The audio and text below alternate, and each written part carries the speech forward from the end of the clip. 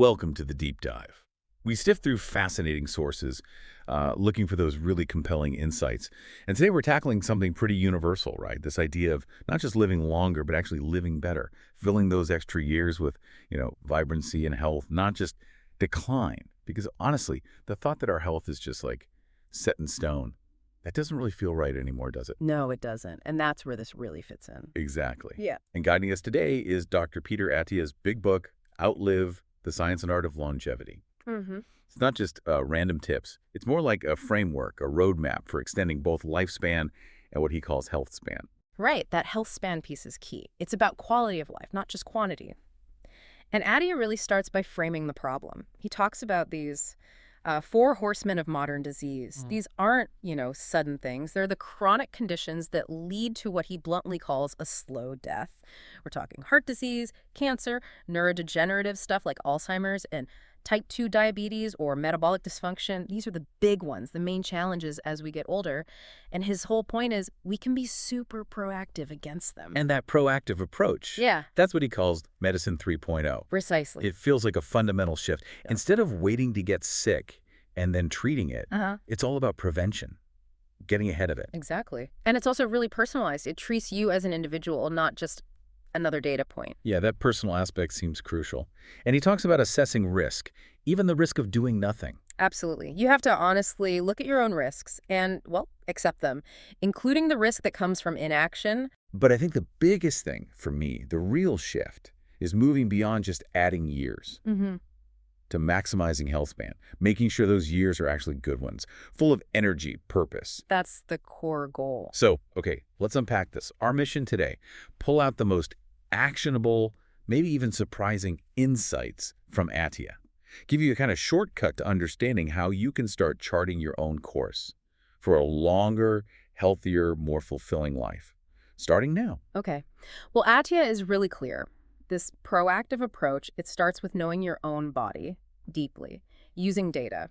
And this isn't just general advice. It's about specific diagnostics that often go way beyond your standard annual physical. Like what kind of tests are we talking about? Well, for instance, he's a big proponent of an annual DEXA scan. Okay, DEXA. I think of bone density.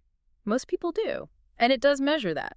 But Attia uses it primarily to assess two other really critical things: visceral fat. The dangerous internal fat, right? Exactly, the stuff around your organs, and also your lean muscle mass. Together, those give you a much, much clearer picture of your body composition and metabolic health than just, stepping on a scale. Right, it's the internal landscape, not just the number. Okay, so cardiovascular disease, one of the horsemen. What does he suggest there for like a deep understanding?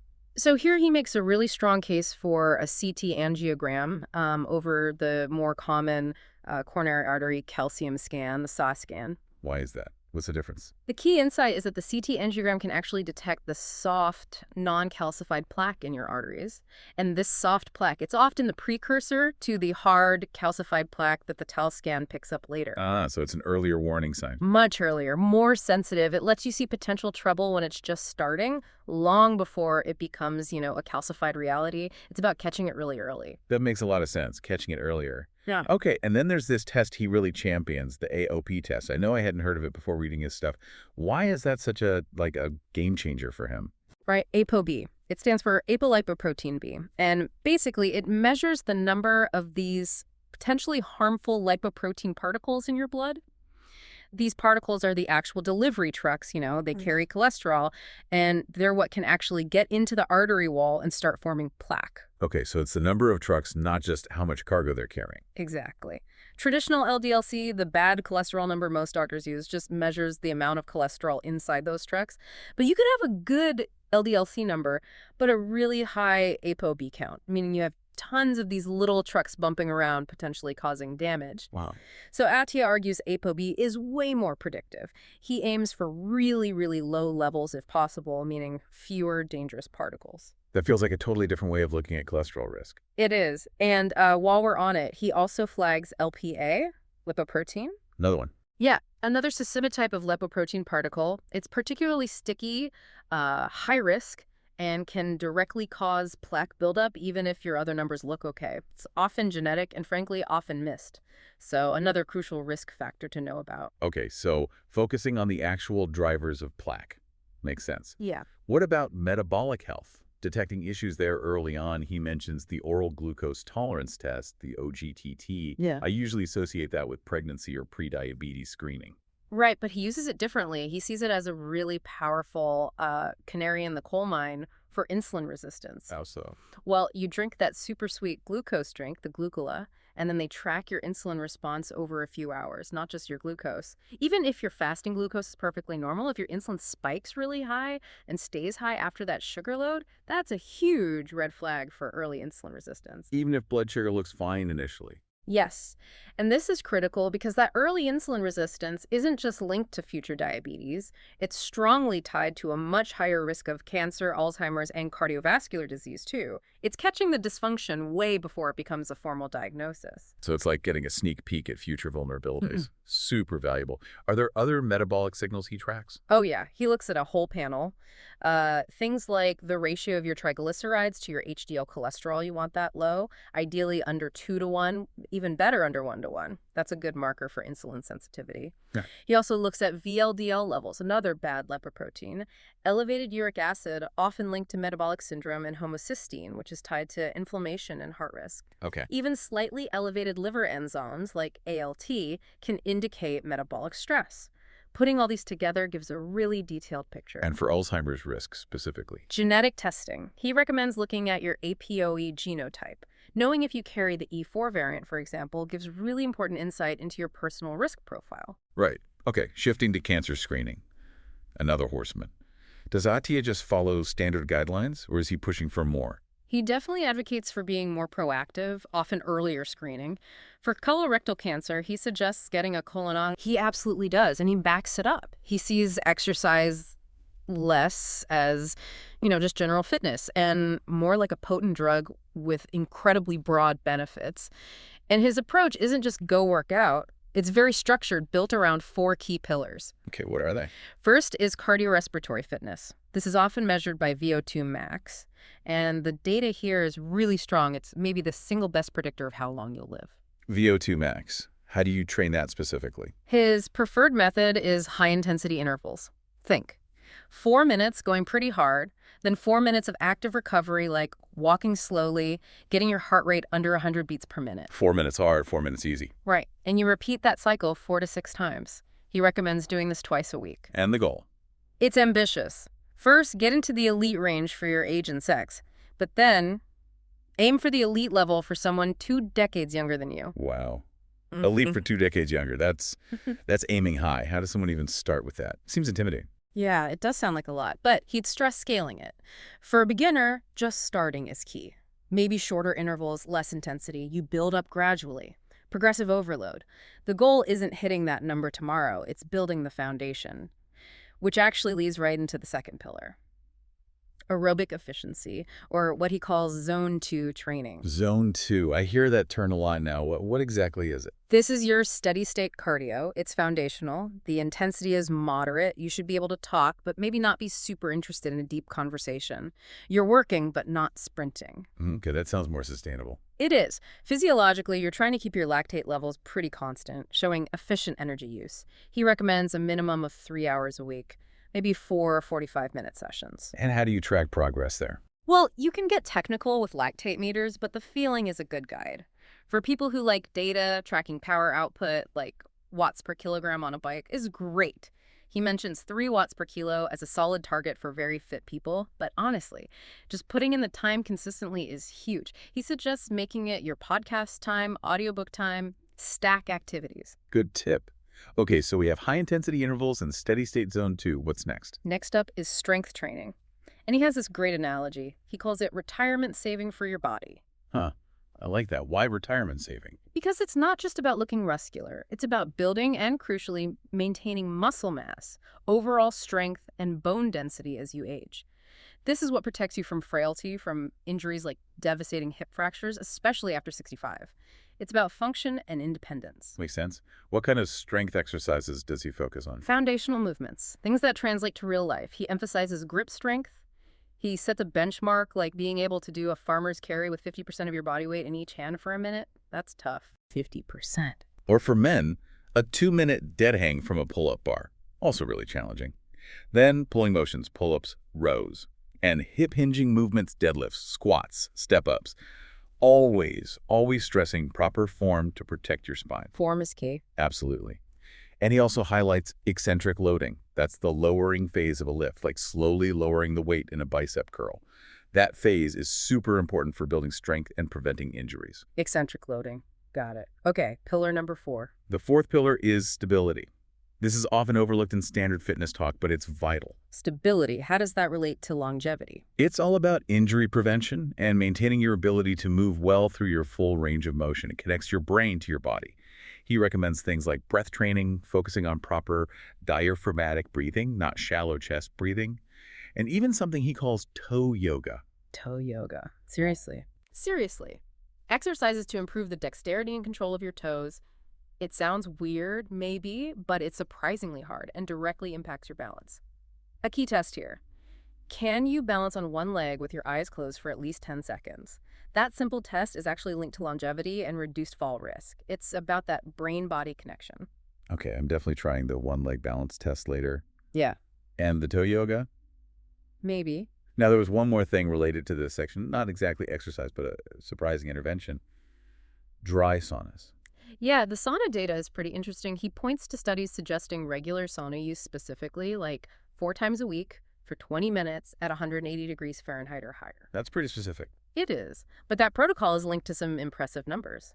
Potentially a 65% reduction in Alzheimer's risk and maybe a 50% reduction in death from cardiovascular disease. Wow, those are big numbers for just sitting in a hot room. It seems simple, but the physiological effects, heat shock proteins, improved circulation seem to be powerful. And hey, it's probably more enjoyable than those VO2 max intervals. Fair point. Okay, so exercise covered. Let's talk nutrition. You mentioned Attia doesn't focus on generic diets, but nutritional biochemistry. What does that mean in practice? It means moving beyond diet labels, keto, vegan, paleo, whatever, and asking more fundamental questions about your specific state. He boils it down to 3 key questions. 1, are you overnourished or undernourished in terms of calories? 2, are you under-muscled or adequately muscled? And 3, are you metabolically healthy or not? Okay, so diagnose your state first, then tailor the nutrition. Exactly. Your answers guide the strategy. It's completely personalized. And one area he's really vocal about is protein, right? Saying standard recommendations are way too low. Way too low, especially as we age or if we're active. Yeah. He argues the RDA is just the bare minimum to prevent deficiency and not what's optimal. He recommends a minimum of 1.6 grams of protein per kilogram of body weight per day. That's about 0.7 grams per pound. Minimum 1.6 kilograms. Yeah, and ideally, he pushes for closer to 2.2 grams per kilogram, which is about 1 gram per pound of body weight, especially if you're training hard. That's significantly higher than typical advice. How do you even hit that? It takes focus. He suggests aiming for maybe 4 servings of protein per day, with each serving having around 40-45 grams. That's like a decent-sized piece of chicken or fish, about 6 ounces or 170 grams. This focus is crucial for building and maintaining that muscle mass we talked about, fighting off age-related muscle loss, sarcopenia. Okay, protein's a high priority. What about fats? That whole topic feels like it swings back and forth every few years. It does. Attia cuts through the noise with a specific intentional mix. He really advocates boosting monounsaturated fats, aiming for maybe 55% of your total fat intake from sources like extra virgin olive oil, macadamia nuts, avocados. The good fats. Generally, yes. And then consciously reduce saturated fats down to maybe 15-20% of fat intake and really limit the omega-6 rich industrial seed oils, corn oil, soybean oil, sunflower oil. Okay, limit those omega-6s. What about omega-3s? Definitely increase those. Specifically, the EPA and DHA found in fatty fish or good supplements. He even talks about a blood test, the omega-3 index, aiming for 8-12% of your red blood cell membranes to be composed of EPA and DHA. That shows your actual tissue levels. Wow, getting really precise there. Okay, carbs, the big debate. How does he handle glucose management, especially with continuous glucose monitors, CGMs, becoming more common? CGMs are a huge tool for him. He talks about using them in 2 phases. First, the insight phase. You wear it and you just learn. You see in real time how different foods, your sleep, stress levels, how they all impact your blood sugar. So you see the spikes and dips yourself. Exactly. It's incredibly powerful feedback. Then comes the behavior phase. Armed with that knowledge, you start making different choices. It leverages the Hawthorne effect. Just knowing you're being monitored changes behavior. What are the targets with a CGM? What's considered good? He aims for an average glucose level at or below 100 milli-GDL, with a standard deviation, basically, how much it swings up and down of less than 15 milli-GDL. You want stable blood sugar, no huge peaks and crashes. And how do you achieve that, food-wise? Primarily by limiting or avoiding the big glucose spikers. Added sugar, obviously. Refined carbs like white bread and pasta, sweet fruit juices. He's even cautious about things like white rice and oatmeal for many people. And fructose needs careful management. What should you eat more of them? Fiber is key. He aims for 50 grams a day, which is a lot. And load up on non-starchy leafy vegetables, spinach, broccoli, that kind of stuff. They have minimal impact on blood sugar. 50 grams of fiber. That takes effort. Okay, what about alcohol? Socially ingrained, but how does it fit in? His advice is pretty strict here. Limit it to fewer than 7 servings per week total, and importantly, no more than 2 servings on any single day. Fewer than 7 a week, max 2 a day. Right. And a big one. Avoid it close to bedtime. Even small amounts really disrupt sleep architecture, especially REM and deep sleep. Good to know. And fasting. It's so popular now. Is Attia a big proponent? He's cautious. He acknowledges it can be a powerful tool, especially for people who are metabolically unhealthy, maybe to kickstart weight loss or improve insulin sensitivity. But he also points out potential downsides, like muscle loss, if not done carefully with enough protein intake. He doesn't see it as a universal magic bullet for longevity in already healthy people, more like a specific tool for specific situations, maybe less frequently than some gurus promote. Okay, so not a blanket recommendation. That's helpful context. Moving on, sleep. Attia really hammers this home, calls it the best medicine for your brain. He absolutely does, particularly for brain health and Alzheimer's prevention. The evidence is just piling up. His recommendations get really granular, starting with the sleep environment itself. Your bedroom should be pitch black, like cave dark, no clocks, cover every little LED. Total darkness. Well, temperature is huge. Keep it cool, ideally around 65 degrees Fahrenheit or 18 Celsius. A cool room helps lower your core body temp, which signals sleep. And then there's the pre-sleep routine, super important. Avoid screens, especially interactive blue light, for at least 2 hours before bed. 2 hours minimum. Yep. Consider a warm bath or maybe a sauna session earlier in the evening. Sounds counterintuitive, but it helps your body cool down afterward, promoting sleepiness. Interesting. Anything else for the routine? Substance timing. We mentioned no alcohol near bedtime. For caffeine, especially if you're a slow metabolizer, probably best to limit it to just 1 or 2 cups, and only before noon. No afternoon coffee then. Probably not ideal for sleep quality. Also, try not to eat a big meal within 3 hours of bedtime. Digestion can interfere with sleep, and finish intense exercise, even zone 2, at least 2 to 3 hours before bed. Okay, lots of tying rules there. And consistency. This is maybe the biggest one. Aim for enough time in bed, 8 or 9 hours, for most people to get 7 to 8 hours of actual sleep. And try hard to keep your wake-up time consistent, even on weekends. That anchors your circadian rhythm. Consistent wake-up time. Yeah. That's tough on weekends. But why is sleep so critical for the brain, specifically? Because deep sleep is literally when your brain cleans house. There's a process called the glymphatic system, kind of like the brain's waste disposal system.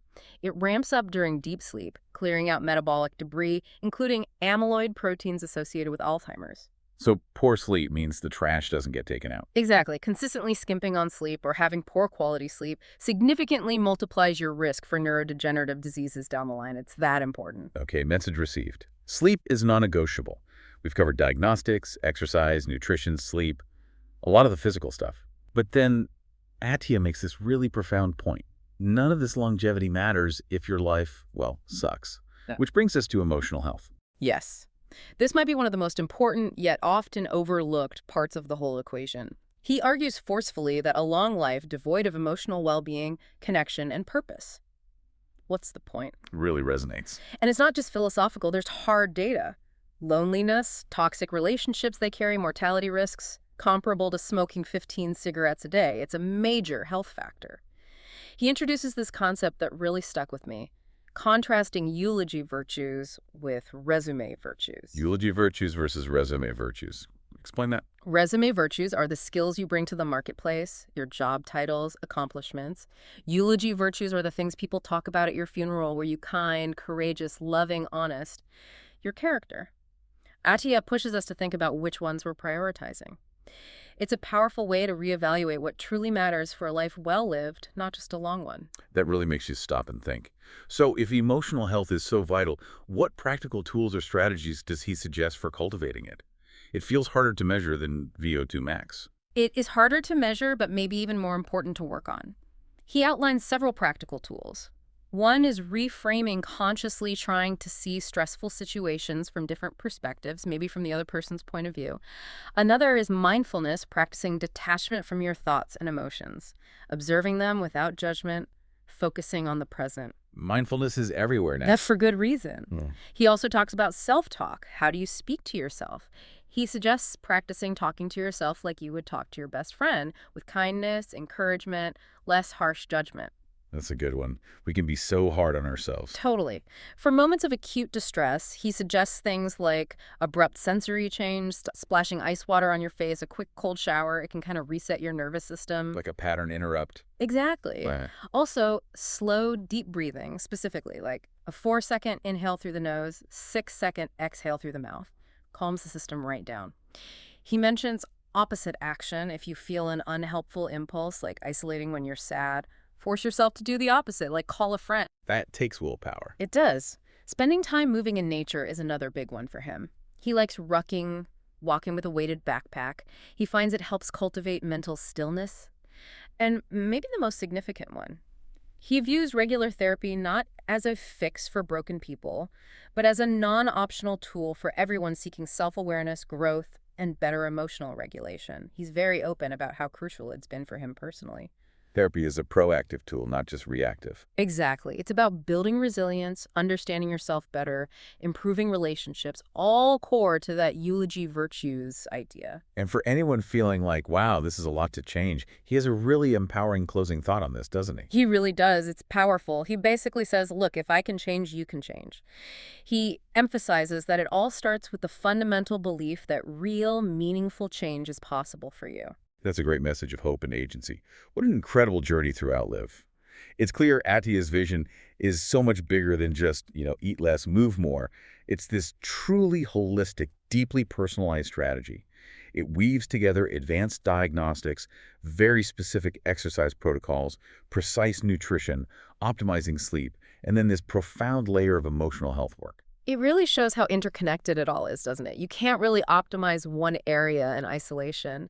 And that core message just keeps coming through. The aim isn't just more years, it's more good years. Years packed with vitality, capability, meaning it's about taking charge with this medicine 3.0 mindset. Being proactive, understanding your risks, but also understanding your why. Why do you want these extra healthy years? Yeah, that why is crucial. And he ends the book sharing that quote from his friend Rick, which is just Oh, perfect. the one about true age? Yeah. If you want to find someone's true age, listen to them. If they talk about the past, they've gotten old. If they think about their dreams, their aspirations, what they're still looking forward to, they're young. So as you're listening, maybe reflect on that. What are your dreams, your aspirations? What are you looking forward to? And how can you start proactively shaping your health, your why, to make sure you're ready for all those future decades?